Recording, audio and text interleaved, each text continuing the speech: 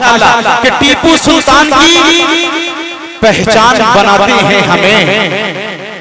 ये हुफ़ाज़ किराम को देखिए और नेमतुल्लाह रहमान ये शेर पेश करता है आपकी खिदमत में कि टीपू सुल्तान की पहचान बनाते हैं हमें, अपनी सरहद का निगहबान बनाते हैं हमें। टीपू सुल्तान की पहचान बनाते हैं हमें, अपनी सरहद का निगहबान बनाते हैं हमें। और मुल्क पे आज भी आए तो जान दे देंगे, मदरसे ऐसा मुसलमान बनाते हैं हमें। मुल्क में आज भी आए तो जान दे देंगे, मदरसे ऐसा मुसलमान बनाते हैं हमें। अब आइए दोस्तों, अब आपकी समातों के दहलीज पर खाना खिलाने के लिए नहीं बल्कि रूहानी अग़ज़िया तक़सीम करने के लिए हमारे दरमियान महारत ताम्मा रखने वाला एक मुनफरिद कबूल लहजा का खतीब मुक़र्रिर बेमिसाल जनाब हज़रत मौलाना अहमद हुसैन साहब अल-क़ासिमी नदवी मुआविन नाज़िम इमारत शरिया अपना से मातबाना दरख्वास्त करते हैं कि हज़रत वाला माइक पर आए। इस शेर के साथ हज़रत के इस्तिक़बाल के गले में इश्क़ रिसालत का तौक़ रखता है, खिदमत दीन रिसालत का ज़ौक़ रखता है। हमारे उलमा का मकसद है दीन की तबलीग, वरना कौन खिताबत का शौक़ रखता है। हामिदन व मुसल्लियन अम्मा बअद, फ़अऊज़ु बिल्लाहि मिनश शैतानिर रजीम, बिस्मिल्लाहिर रहमानिर रहीम। या अय्युहल्लज़ीना आमनू ला तुक़द्दिमू बैन यदयिल्लाहि व रसूलिहि वत्तक़ुल्लाह इन्नल्लाह समीउन अलीम। सदक़ल्लाहुल अज़ीम। वक़ाल अन्नबी सल्लल्लाहु अलैहि वसल्लम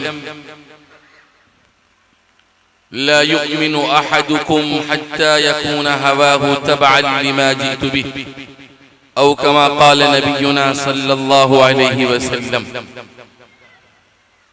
स्टेज पर रौनक अफरोज हज़रात उलमाए किराम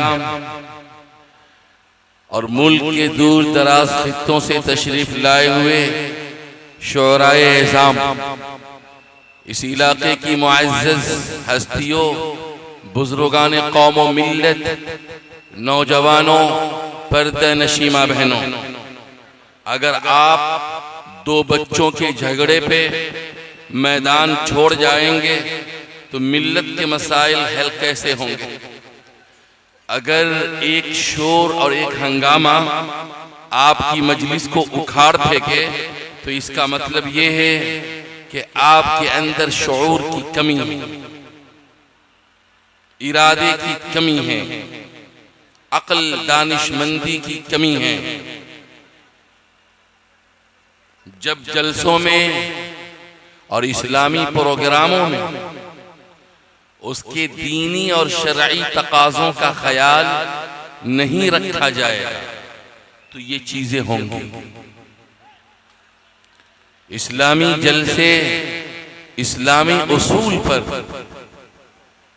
ये इस्लामी और दीनी और खालिस शरई प्रोग्राम है। हमें एक चीज बहुत अच्छी लगी कि आपके इलाके का जो भी नुमाइंदा है, किसी भी पार्टी और किसी भी जमात का है, आपने उन्हें बुलाया, ये बहुत अच्छा लगा मुझे। सियासत पे कोई गुफ्तगू नहीं होनी चाहिए, मगर मुसलमानों, आपके इलाके का कोई भी सियासी रहनुमा, कोई भी मंत्री, कोई भी एमएलए, कोई भी एमपी, किसी भी सियासी जमात से ताल्लुक रखे, आपका उनसे रिश्ता होना चाहिए, आपकी मुलाकात बात उनसे होनी चाहिए। आप अपने प्रोग्रामों में उन्हें बुलाइए, मदऊ कीजिए, मगर शरीयत और इस्लाम के वक़ार का ख्याल बस। और जनाब आफताब रहबर साहब से गुजारिश है कि जब बरादराने वतन हो तो तलवार और गर्दन उड़ाने की बात नहीं होनी चाहिए। वो बेचारा आपका मेहमान है, एक ही शेर पढ़िए और वो शेर मैं आफ्ताब रहबर साहब से गुजारिश करूंगा कि बड़े जरी आदमी हैं, उनको बिठाया और कहा कि बैठिए आप, और इन्होंने अपने मतलब का शेर सुनाया, फिर जाने दिया। मगर बुजुर्गों, दोस्तों, ये बातें चलते चलते मैंने ज़िम्नन अर्ज की हैं। आप हजरात से मुझे आज मुल्के भारत का जो तनाजुर है और जो मौजूदा सूरत हाल है, इसमें काम की एक दो बात कहनी है आपसे। एक बात उन माओं से कहनी है जिनकी दुकान देखा कि उनके जेबो जीनत की दुकान भी लगी हुई है, अल्लाह रहम फरमाए। और वो माएं बहनें ऐसा समझ रही हैं कि उनके इलाके में ये कोई शादी जैसी तकरीब है। नहीं, माँ बहनों को इस मौके पर उलमाए किराम की बातें सुननी चाहिए।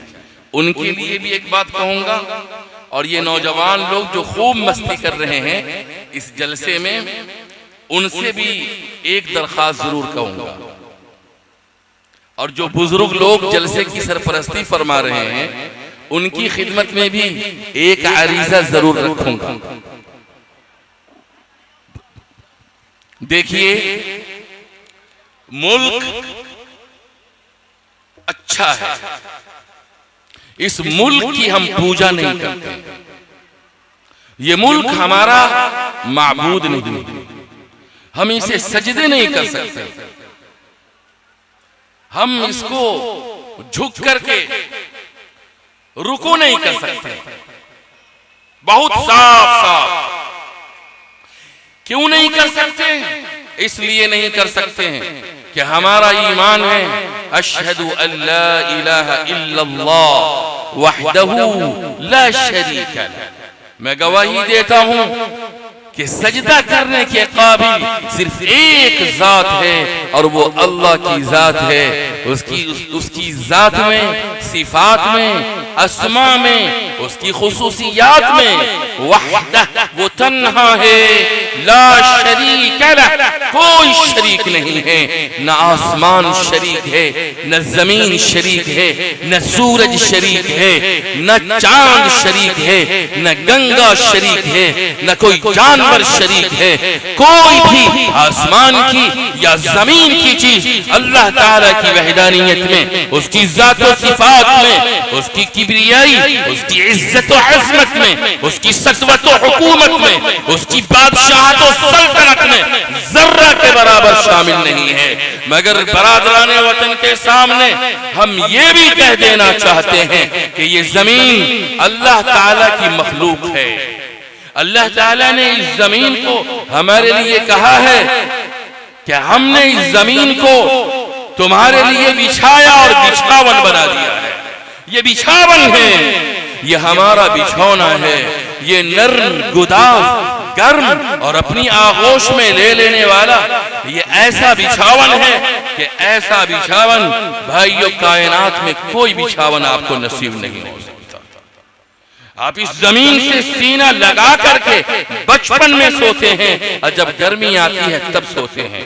जमीन थोड़ी सी हरकत कर जाए और अल्लाह के हुक्म पर हिल जाए, तुम्हारे करोड़ों के मकानात तहो बाला हो जाएंगे, तुम्हारी सवारियां फंस जाएंगी। तुम एक आनिए और एक सानिए और एक लम्हे के लिए जमीन पर दोनों पांव से पूरे तवाज़ुन के साथ खड़े नहीं रह सकते हो। ये अल्लाह की नेमत है, और ये नेमत उज़्मा है, और ये अल्लाह ताला की वो मखलूक जो हमें, हमारे आबा व अजदाद को, हमारे घर को, हमारे खेत खलियान को, हमारे समंदर को, हमारे तालाब को, हमारे वजूद को, हमारे खाने का ठिकाना, हमारे पानी का ठिकाना, सबका मखज़न, सबका मअदन, सबका गहवारा और सारे जखीरे को अपने सीने में समाये हुए और लिए हुए ये अल्लाह की पावन धरती मुबारक सरजमीन है।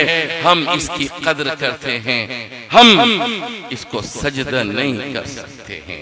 सजदा मुसलमानों के यहाँ, कलमा वालों के यहाँ, ईमान वालों के यहाँ रब्बे काबा तो सजदा करने वाले के यहाँ सिर्फ सजदा उस रब्बे जुल जलाल को लायक है, जिसने आसमानों को पैदा किया, जमीन को बिछाया, हवा को चलाया, जिसने आंखों में नूर रखा, कानों में समाअत की कुव्वत रखी, जिसने बहरो बर में इंसान के जलवे और इंसान के लिए खूबसूरत मनाजिर पैदा फरमा दिए, जिसने इंसानों पर बादलों को मेहरबान किया, पानी को उसके लिए जिंदगी बनाया, और मिट्टी से और जमीन से न जाने हजारों साल पहले उसने एक मर्तबा हुक्म दिया कि ऐ मिट्टी, ऐ जमीन, हमने तुमसे इंसान को उठाया है, बनाया है, चलाया है।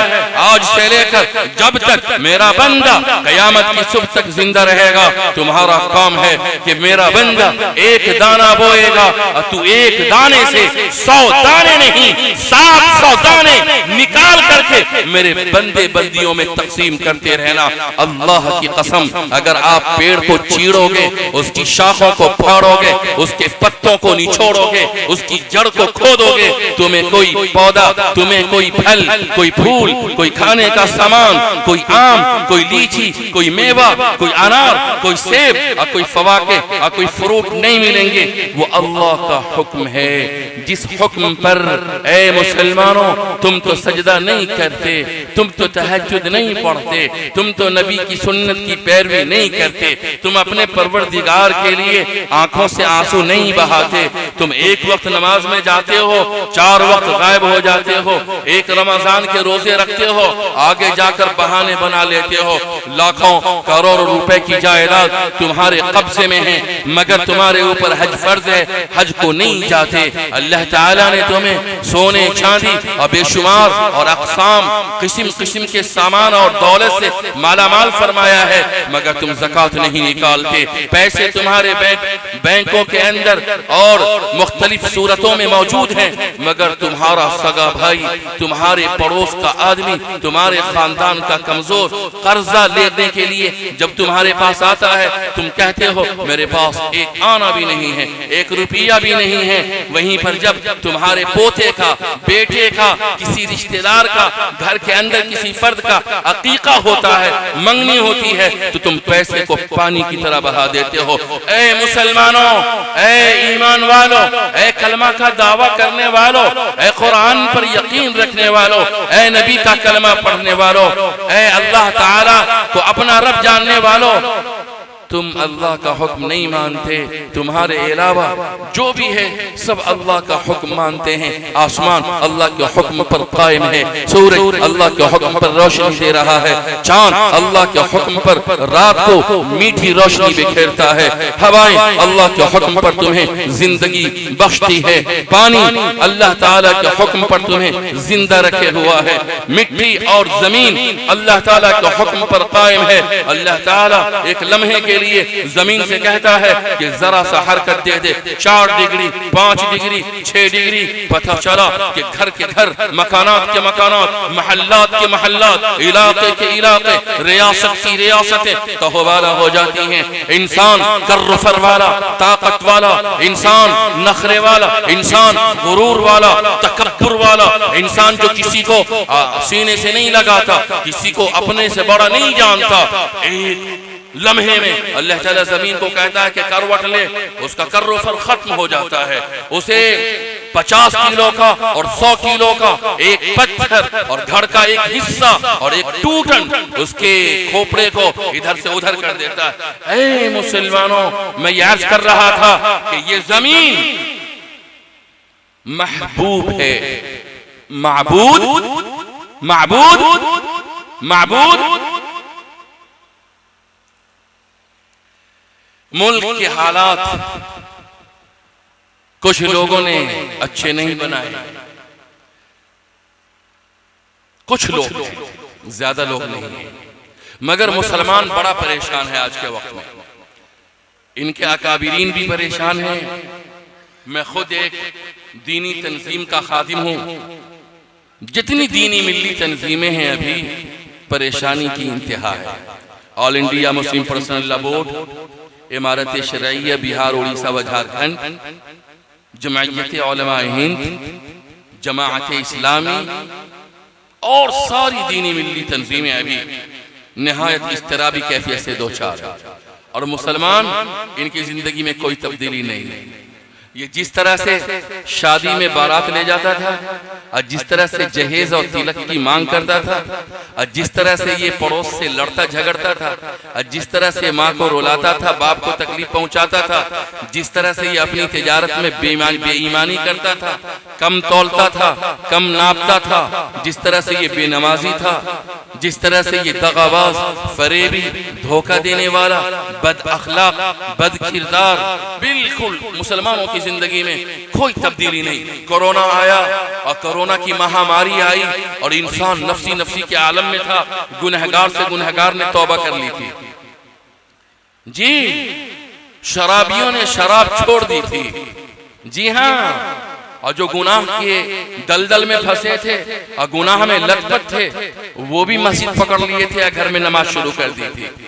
जहां तो कोरोना की वबा गई, फिर मुसलमान वही रफ्तार बेढंगी जो पहले थी वो अब भी है, वही अल्लाह की नाफरमानी, वही अल्लाह ताला को नाराज करना, वही नबी की सुन्नत का मजाक उड़ाना, न नमाज का ख्याल, न रोजे का ख्याल, न कुरान करीम की तिलावत का एहतमाम, न उनकी औरतों में हया, पाकीज़गी, अपनी इफ़्फ़त का ख्याल, अल्लाह ताला से ताल्लुक, घर के अंदर अपने बेटे बेटियों में दीनी तरबियत का मिजाज। इसी तरह से नौजवान, हाथ में मोबाइल है और सामने में गाड़ी है, और इन नौजवानों को क्या चाहिए, इसका बाप बड़ी मशक्कत से बाहर कमाता है और सऊदी में राबता है और सर का पसीना पांव पर पहुंचता है, तब जाकर के 1 रियाल से 20 रुपए बनते हैं, और इनकी अम्मी के पास जो पैसे आते हैं तो घर नहीं तामीर होगा, इसी तरह से तालीम में पैसे नहीं लगेंगे, इसी तरह से इन बच्चों को मैट्रिक के बाद, इंटर के बाद इसे ग्रेजुएशन नहीं करना है,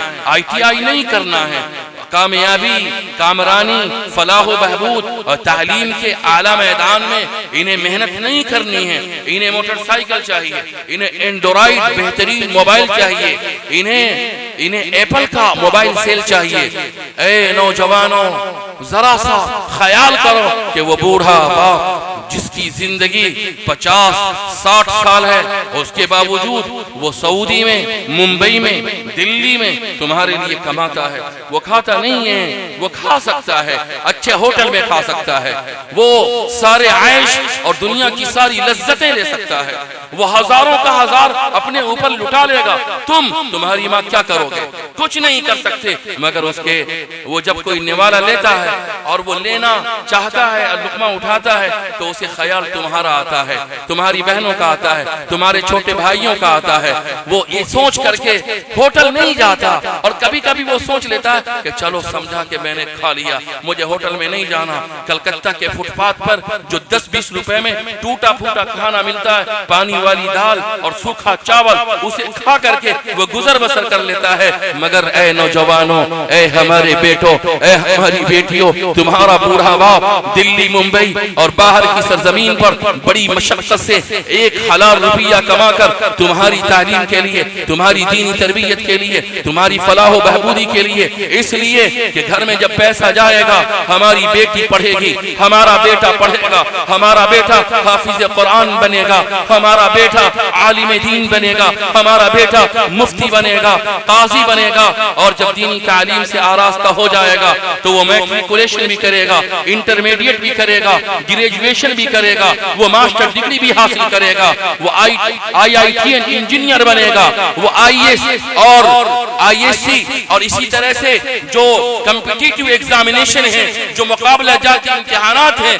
जो IAS और BPSC के एग्जामिनेशन हैं, आप मेहनत करके अब्बा के पैसे से और उस बूढ़े बाप की कमाई से आप दरभंगा में जाकर के मिल्लत कॉलेज के पास या वहां की अकलियती हॉस्टल में जाकर के आप रूखा सूखा खा करके, जिस तरह से मधुबनी के बच्चे रहते हैं, अररिया के बच्चे रहते हैं, फारबिसगंज के बच्चे रहते हैं, किशनगंज के बच्चे रहते हैं, पूर्णिया के बच्चे रहते हैं, कटिहार के बच्चे रहते हैं, और न जाने जाने कहां के बच्चे दरभंगा में लॉज लेकर के शाम के वक्त वो ट्यूशन पढ़ाते हैं, ट्यूशन पढ़ा करके वो अपना खर्चा पूरा करते हैं और 5 साल 8 साल 10 साल दरभंगा में कसमपुर्सी की वो बच्चा जिंदगी गुजार करके वो बीएड भी करता है और एसटीईटी के एग्जाम्स भी क्वालिफाई करता है, वो मुकाबला जाती इम्तिहानात में अच्छे नंबर लाता है, वो नीट और जीआरएफ निकालता है और वो अपने एक कमजोर घराने को बामे उरूज पर ले जाता है,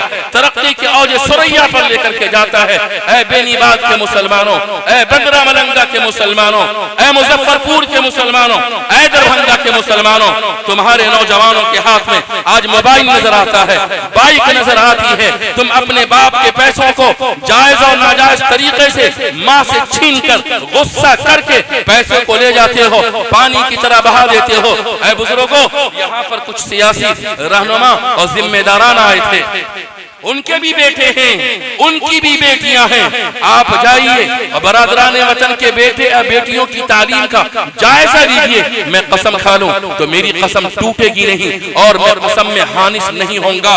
अल्लाह अकबर, यकीन जानिए आज मुसलमानों के महल्ले के मुकाबले में, आज मुसलमानों की आबादी और मुआशरे के मुकाबले में जो बरादरान वतन के हिंदू भाइयों के महल्ले हैं वहाँ तालीम की शरह ज्यादा है, वहाँ उनके बच्चे मोटा झोटा पहनते हैं, मोटा झोटा खाते हैं, कमजोर किस्म के बल्ब में वो रात के 12 बजे तक तैयारी करता है और उनके वालिदैन किसी भी हालत में हो, खा वो काश्तकार हो या सरकारी मुलाजमत में हो या छोटा मोटा फेरी का कारोबार करते हो या कमजोर किस्म की तिजारत करते हो, उनके बच्चे, उनके बेटे, उनकी बेटियां कमजोरी के बावजूद, गुर्बत के बावजूद घर फूस का बना हुआ है, सफारा पोश इमारत में वो जिंदगी गुजारता है, मगर उनके 4 बच्चे आईएएस के और बीपीएससी के एग्जाम में वो टॉप रैंक के अंदर आकर के किसी न किसी ब्लॉक के, किसी न किसी कमिश्नरी के, किसी न किसी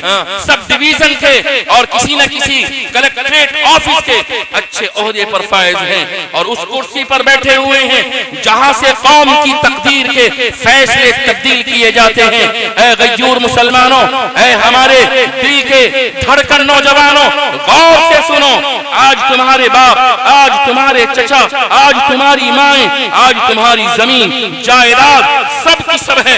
एक मुसलमान के पास 1 बीघा, 5 बीघा, 10 बीघा जमीन है। एक घर के मर्द और गार्जियन ने अपनी छोटी सी 20 साल 30 साल की जिंदगी में कम से कम 10 लाख रुपया मौलाना मिन्नतुल्लाह रहमानी साहब कमाता है, मगर उसका एक बच्चा भी न तो बीएड करके सरकारी टीचर बनता है, न आर्मी में जाता है, न पुलिस में भर्ती होता है, न कॉम्पिटिटिव एग्जामिनेशन क्वालिफाई करके अपने कौम और खानदान का नाम रोशन करता है। ये जरी का काम करेगा, ये बेग का काम करेगा, ये दिल्ली में जाकर के होटल में बर्तन साफ करेगा, ये जाकर के छोटा मोटा कारोबार करेगा। एक बात बताऊं, बड़ी तल्ख बात है, बरादरान वतन के साथ मेरा बैठना भी होता है। कुछ लोग मिथिला यूनिवर्सिटी में मेरे साथी थे जब मैं बीएड कर रहा था, उन लोगों ने कहा कि एक बात मौलवी जी मैं आपसे कहना चाहता हूं, आप बड़े बुद्धिजीवी हैं और बड़े नॉलेजेबल हैं, पढ़े लिखे हैं, आपसे एक हमारी दरखास्त और निवेदन है, वो ये है कि आपके जो कौम के नौजवान बच्चे हैं थोड़ा उन पर तवज्जो दीजिए, उनकी काउंसलिंग कीजिए। हमने कहा क्यों, हमारे बच्चे तो, हमारे नौजवान तो बढ़ रहे हैं। कहा नहीं, हम बताएं आपसे। हमने कहा बताइए। कहा कि जब हम लोगों की सभा होती है और हमारा कोई नौजवान या भाई पढ़ाई में दिल नहीं लगाता है या मैट्रिक में कम नंबर आता है या इंटरमीडिएट में फेल कर जाता है या कोई भी ऐसी तालीम जो उसको सरकारी नौकरी दिला दे, अगर ऐसी तालीम पूरी नहीं करता है तो हमारे समाज के लोग कहते हैं कि रे पंचर बनाने वाला बनेगा। किसको कहा पंचर बनाने वाला? ए नौजवानों बताओ, अरे किससे कहा पंचर बनाने वाला? तुमसे कहा, मुसलमानों से कहा, नौजवानों से कहा। ऐ नौजवानों, तुम्हें अल्लाह का वास्ता, तुम्हें रसूलुल्लाह का वास्ता, तुम्हें काबा और किबला का वास्ता, तुम्हें सारी कायनात के परवरदिगार का वास्ता, तुम्हें तुम्हारी जिंदगी का वास्ता, तुम्हें तुम्हारी माँ का वास्ता, बूढ़े बाप का वास्ता, उसके पसीने का वास्ता, उसकी गाढ़ी कमाई जिसमें उसका खून शामिल है, भूख शामिल है, कुर्बानी शामिल है, योगदान, और न जाने क्या क्या सहता है तुम्हारा बाप, किस किस से गाली सुनता है। तुम्हें एक होनहार और कामयाब बेटा बनाने के लिए और अच्छी जगह पर देखने के लिए वो अपनी जिंदगी के 60 सालों में न जाने कितनी कंपनियों में जाता है, कितनी दुकानों की खाक छानता है, कितने शहरों में जाकर के धूल चाटता है, और तुम्हारी तालीम के लिए, तुम्हारी परवरिश के लिए, तुम्हें कामयाब इंसान बनाने के लिए वो कितने लोगों की कड़वी कसैली बातें बर्दाश्त करता है। ए नौजवानों, ए हमारे बेटों, ए हमारे जिगर गोशों, ए हमारे आंखों के नूर, ए हमारे दिल के सुरूर, तुम्हें फिर से कह रहा हूँ, अगर तुम पढ़कर लिखकर तुम आलिम भी बनो, मदरसे में जाओ, हाफिज कुरान भी बनो, दारुल उलूम देवबंदी जाओ, नदवतुल उलमा भी जाओ, और अल्लाह तुम्हें तौफीक दे, उसके बाद तुम मौलाना आजाद नेशनल उर्दू यूनिवर्सिटी से तुम बीए भी करो, एमए भी करो, साथ साथ तुम्हारी तालीम अगर हो सके तो NIOS से भी तुम मैट्रिक का एग्जाम दो, और इधर मदरसा बोर्ड की जो तुम्हारे ऊपर इनायत और रहमत है उससे भी तुम फरामोश न करो, उससे भी फकानिया, वस्तानिया, फकानिया, मौलवी आलिम का इम्तिहान दो, और फिर तुम यूनिवर्सिटी में जाओ। मैं एक मौलवी हूं, मैं इमारत शरिया का खादिम, मगर इसके बावजूद मैंने बीएड किया, अच्छे नंबरात से बीएड पास किया, STET क्वालिफाई किया, दरभंगा शहर का एक बेहतरीन स्कूल जिसे सब जानते हैं, वहां से मेरे पास कॉल भी आया कि आप आकर के स्कूल ज्वाइन कीजिए। मैंने कहा कि नहीं, मुझे इमारत शरिया की खिदमत अंजाम देनी है, मैं सरकारी नौकरी नहीं चाहता, मेरी जिंदगी का एक मिशन है, एक मकसद है। हमने अपनी जिंदगी के बारे में फैसला ले लिया है कि अगर मैं 70,000 कमाऊंगा, वो पैसे बीवी पर, बच्चों पर तकसीम होंगे, और उनकी जिंदगी का लाइफ स्टाइल और स्टेटस, लिविंग स्टेटस जो है वो थोड़ा सा बढ़ तो जाएगा, मगर इमारत शरिया का प्लेटफॉर्म मुझे नहीं मिलेगा, कौम मिल्लत से गुफ्तगू करने का मौका नहीं होगा। उम्मत और मिल्लत के अफराद जब दुख में होंगे, परेशानी में होंगे, और कोई मुसीबत इन पर होगी, उस वक्त उनका जाकर के हाथ पकड़ना, सहारा देना और इनकी हिम्मत को बढ़ाना, ये मौका हमसे छूट जाएगा। या तो हम सरकारी नौकरी कर सकते हैं, या हम अपनी जिंदगी को मिल्लत की बका के लिए, कौम मिल्लत की सरबलंदी के लिए, उनकी तरक्की के लिए हम अपनी जिंदगी का लम्हा लम्हा कुर्बान करेंगे। ऐ नौजवानों, तुम अहद करो, फैसला करो कि तुम अपने बाप को नहीं रुलाओगे, बाप की जो कमाई है उस कमाई से तुम एक कामयाब नौजवान बनोगे। हमारे यहाँ पर डॉक्टर राशिद साहब यहाँ पे मौजूद थे, आपके इलाके के हैं। आप 5 साल 10 साल आप एहतिकाफ कर लीजिए किसी शहर में जाकर के, आपके हाथ में मोबाइल जहर है, फांसी का फंदा है, ये आपकी जिंदगी को खत्म कर देगा, ये आपसे वकार छीन लेगा, आपकी आबरू और इज्जत को आपसे खींच लेगा, ये आपको कहीं का बाकी नहीं रखेगा। ये वो शैतानी आला है कि इसमें दुनिया की सारी बुराइयां हैं। ऐ नौजवानों, मोबाइल छोड़कर किताबें खरीदो और किताबों में वक्त गुजारो। आपके इलाके में ऐसी ऐसी बरादराने वतन की बस्तियां हैं कि एक बस्ती से 4 IAS और BPSC क्वालिफाई किए हुए बड़े बड़े रैंक के ऑफिसर मौजूद हैं। मुसलमानों की बस्ती में जाइए, इनसे पूछिए कि इस बस्ती के अंदर कोई डॉक्टर है, MBBS डॉक्टर, जवाब नफी में मिलेगा। कोई IITN इंजीनियर है, जवाब नफी में मिलेगा। उनसे पूछिए कि कोई ऐसा मुसलमान है जिसने अपनी जमीन बेच करके दरभंगा में एक बेहतरीन स्कूल कायम किया हो, एक मॉल खोला हो, तिजारत में उसका नाम हो, अपने बच्चों को बेहतरीन कारोबार से लगा दिया हो, उसके अंदर दीन भी हो, उसके अंदर अखलाक भी हो, उसके अंदर दुनिया की दौलत भी हो, दुनिया का शऊर भी हो, सोच समझ भी हो, वो अपने पड़ोसी का भी ख्याल करते हो। बड़ी बड़ी बस्तियों में चले जाइए, मुसलमान बारात में समंदर की तरह नजर आएंगे। तिलक का मुतालबा ऐसे करेंगे जैसे लगता है कि फर्ज है, हराम है, तिलक हराम है, जहेज हराम है, बारात हराम है। ए नौजवानों, तुम क्या समझते हो कि उलमा ने कह दिया कि कोई खुशी से दे रहा है, ले लीजिए, जाओ उन माओं की सिस्कियों का जरा सा जायजा लो। और वो बूढ़ा बाप जिसके पास 4 बेटियां हैं और वो इतना नहीं कमा सकता कि उसकी 4 बेटी रोजाना खा सके और उसका घर बन सके और उसकी बच्ची पढ़ सके और 2 बेटा स्कूल में जाकर के कॉलेज जा सके। अब वो अपनी बेटी के लिए, एक बेटी के लिए अगर जहेज भी देना है, तिलक भी देना है, बारात को भी खिलाना है, तो याद रखिए कम से कम 5 लाख से 10 लाख चाहिए। एक गरीब आदमी कहां से पैसा जमा करेगा? बंदरा मलंगा का मुसलमान बारात जाता है, जहेज लेता है, तिलक का मुतालबा करता है और इसको जायज समझता है। ये तुम्हारे लिए हराम है और उस गोश्त की तरह है जिस गोश्त को तुम हराम समझते हो। सिर्फ ज़िना हराम नहीं, सिर्फ सूद हराम नहीं, सिर्फ खिंजीर का गोश्त खाना हराम नहीं, वो माल जिस माल को तुमने हराम तरीके से हासिल किया है, किसी को रोला कर, किसी पे दबाव बनाकर तुमने वो माल उनसे छीना है, याद रखो वो माल भी तुम्हारे लिए हराम है। ला यहिल्लु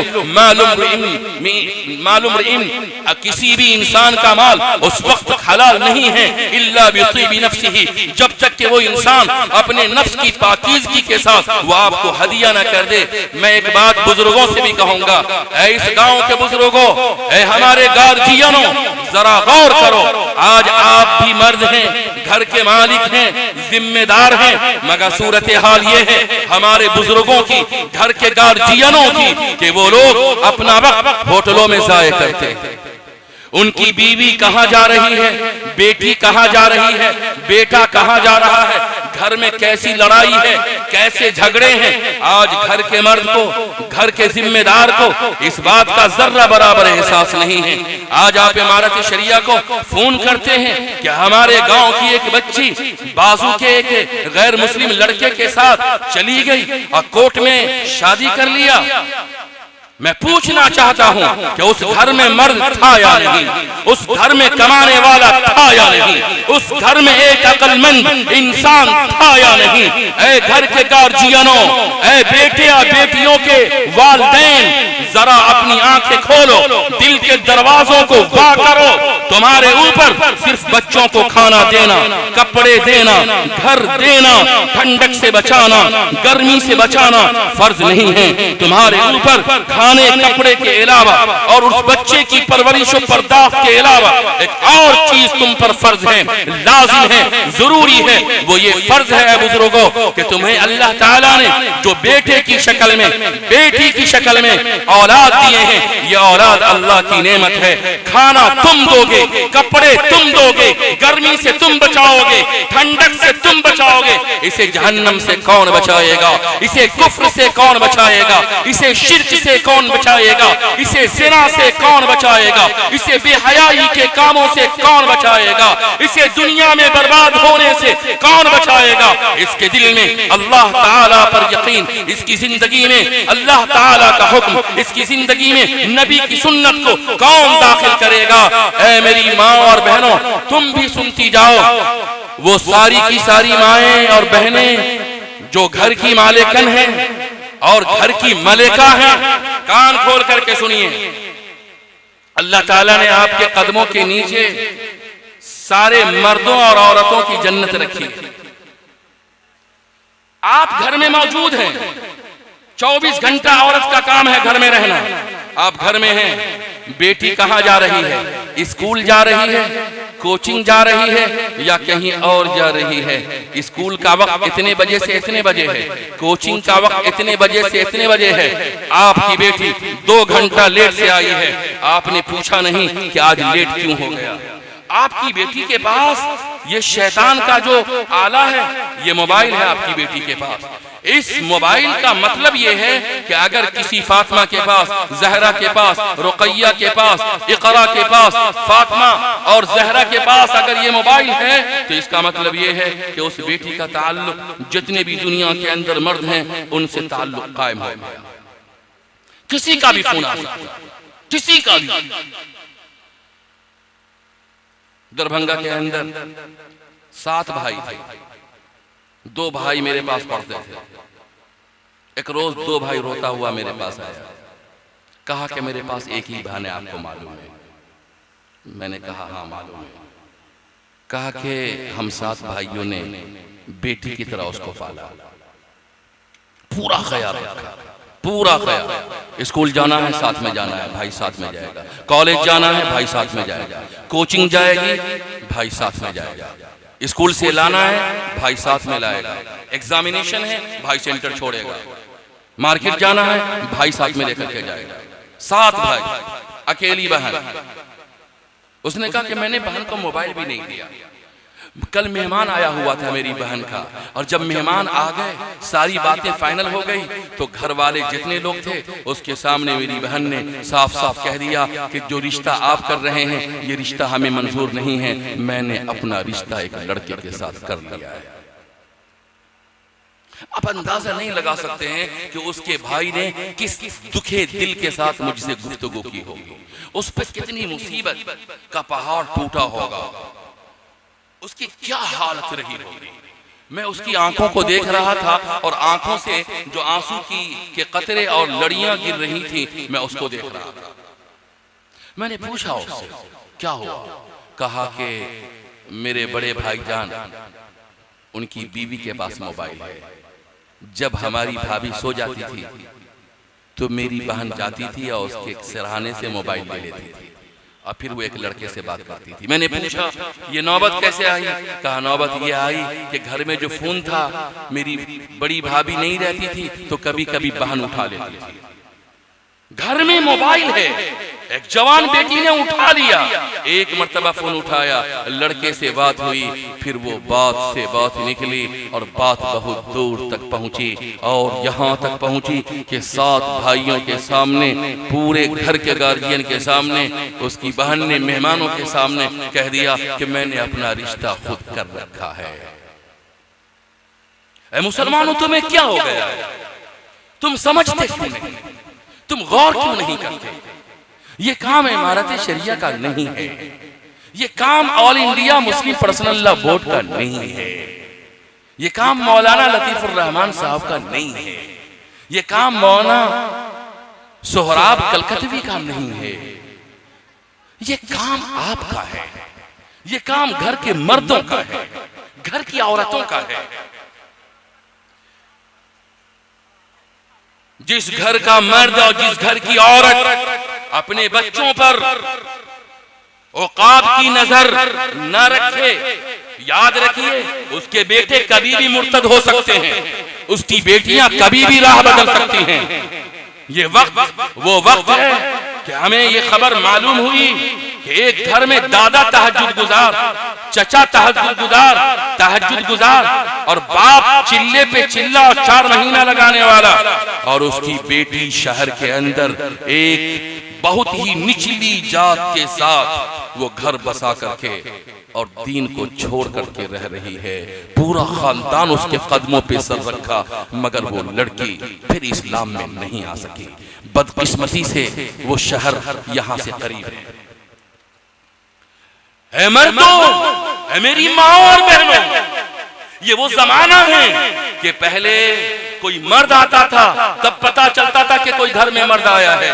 पहले डिश का, एंटीना का वो वायर आता था, अब बगैर वायर के, बगैर मर्द के इस मोबाइल के अंदर हजारों मर्द हैं, हजारों नौजवान हैं, और उनकी गिनती नहीं है। वो किसी वक्त भी आपके ईमान का सौदा, हमारे ईमान का सौदा, हमारी बेटियों के ईमान का सौदा कर सकते हैं। ऐ माओ, तुम खाना बना करके तुम दूसरे औरतों के साथ किस्से कहानियों में मसरूफ हो, तुम गीबत चुगली में लगी हुई हो, खानदानी झगड़ों में तुम्हारा वक्त गुजर रहा है, पड़ोसन से लड़ाई झगड़े में तुम्हारे दिन बीत रहे हैं। ये जो अल्लाह ताला ने तुम्हें 2 बेटियां दी हैं, माँ पर फर्ज है कि वो 2 बेटी ईमान वाली बने, इस्लाम वाली बने, 5 वक्त अल्लाह की बारगाह में खड़ी हो, आंखों में हया हो, दिल के अंदर रब्बे जुल जलाल का डर हो और मुसल्ला पर वो कुरान करीम की तिलावत करने वाली हो। माँ अपनी बेटी के पांव से लेकर के सर तक नजर रखे। माँ की आंख इतनी तेज होनी चाहिए कि बेटी का एक लफ्ज, बेटी की जबान का एक जुमला, बेटी की एक हरकत से माँ को पता चल जाए कि आज इसके जहन में क्या चल रहा है। ऐ मेरी माँ, तुमसे मैं ये नहीं कहता कि तुम कुर्बान हो जाओ, तुमसे मैं ये नहीं कहता कि अपने गहने तुम इमारत शरिया को दे दो, मैं तुमसे ये नहीं कहता कि अपने पूरे सामान जायदाद घरों मकान सब तुम अल्लाह की राह में कुर्बान कर दो। तुमसे मैं मुअद्दबाना दरखास्त करता हूँ, मन्नत समाजत करता हूँ और ममता की दुपट्टा पकड़ के मैं फरियाद करता हूँ हर माँ मुसलमान की, हर खातून मुसलमान की, अपने घर की बेटियों के ईमान को बनाने, इस्लाम को बनाने, दीन उसकी जिंदगी में उतारने की फिक्र पैदा कर ले। है माँ, तुम नमाजी रहोगी, तुम तहज्जुद गुजार रहोगी, अल्लाह से डरने वाली रहोगी। मेरी माँ का इंतकाल चंद महीना पहले गुजरा है, अल्लाह शाहिदो नाजिर है। आज तक मैंने अपनी वालदा को नहीं देखा कि फजर के वक्त वो उठी हो और फजर की नमाज पढ़ने के बाद वो कुरान करीम लेकर के और सूरज के तुलू होने तक वो कुरान का तर्जमा झूल झूल के पढ़ती ना हो। मैंने अपनी आंखों से देखा है कि मेरी वालिदा का कपड़ा जो होता था, यहाँ तक के होता था, जो कपड़ा पहनती थी कॉलर वाला कपड़ा पहनती थी। पहले तो शलवार कमीज औरतों में राइज नहीं था, साड़ी ही पहनती थी, मगर मैंने वालिदा को देखा कि उनका जो कमीज होता था उसमें 2 दामन होता था। अल्लाहु अकबर कबीरा। माएं नेक होंगी, अल्लाह से डरने वाली होंगी, तहज्जुद गुजार होंगी, रब्बे जुल जलाल के सामने आंसू बहाने वाली होंगी, रसूलुल्लाह को रसूलुल्लाह जानने वाली होंगी। कयामत का यकीन होगा, कब्र का इस्तेहजार होगा, आखिरत की जिंदगी पर अबदी यकीन होगा, तो उसकी बेटियां भी ईमान वाली बनेंगी, उनकी बेटियों की जिंदगी में भी दीन होगा, अल्लाह से रिश्ता होगा, नबी की सुन्नत होगी। ऐ मेरी माँ, जब तुम दीनदार नहीं, ईमान वाली नहीं, अखलाक वाली नहीं, तुम खुद शौहर से झगड़ोगी, तुम खुद घर के अंदर रहकर गीबत करोगी, चुगली खाओगी, पड़ोसी से तुम्हारा लड़ाई झगड़ा रहेगा, तुम अपनी सास को माँ नहीं जानोगी, ससुर के साथ बदतमीजी से पेश आओगी। तुम कैसी बेटी बना रहे हो, कैसी बेटी की तरबियत कर रहे हो। तुम्हारी बेटी जब ससुराल में जाएगी वहां से तुम्हें शिकायतें आएंगी। ऐ माओ, ऐसी माँ बनो, ऐसी बाकिरदार माएं बनो कि जब तुम्हारी बेटियां तुम्हारी जिंदगी को देखें तो उसकी जिंदगी के अंदर तुम्हारी जिंदगी की खूबियां, अच्छाइयां, सलाहियतें, सालिहियतें, नेकियां उतरती चली जाएं। जब आपकी बेटी किसी खानदान में जाए तो उस खानदान का नाम रोशन हो जाए, शौहर आकर के आपका शुक्रिया अदा करे, उस घर का सास ससुर आपका शुक्रिया अदा करे कि क्या बेटी दिया है, बेटी नहीं हीरा है, हीरा, उसकी क्या कीमत मांगते हो। आज हर घर के अंदर ये तमन्ना है, ये आरज़ू है कि हमें ऐसी बहू मिले जो बहू नमाजी भी, रोजेदार भी, कुरान की तिलावत करने वाली भी, शौहर का हक अदा करने वाली भी, सास की खिदमत गुजार भी, ससुर को बाप जानने वाली भी, बाहया भी, बाकिरदार भी। ऐ मेरी माँ, तुम बहू को तलाश कर रही हो, अगर तुमने अपनी बेटी को ऐसी बहू बना करके दूसरे खानदान वालों के हवाले नहीं किया तो तुम्हारे घर में कहां से ऐसी बहू आ जाएगी। हर माँ ऐसी बहू अपने घर से तैयार करे, हर बाप ऐसी बेटियां अपने घर से तैयार करे। एक बात और सुनते जाइए, आपका ये कहना कि आरएसएस और फला फला तंजीम और फला बरादराने वतन आपके दुश्मन हैं, ये बात गलत। आप अपने आप के दुश्मन हैं। बरादराने वतन का ये हाल है, आप बस में बैठिए उनके पड़ोस में, बस में बैठिए, बस में, ट्रेन में उनके साथ सफर कीजिए, हवाई जहाज में सफर कीजिए, 2 मीठे बोल बोल दीजिए, थोड़ा सा खातिर तवाज़ो कर दीजिए, थोड़ी मोहब्बत के एक बोल उनके सामने रख दीजिए, वो आपके सामने बिछ जाएगा,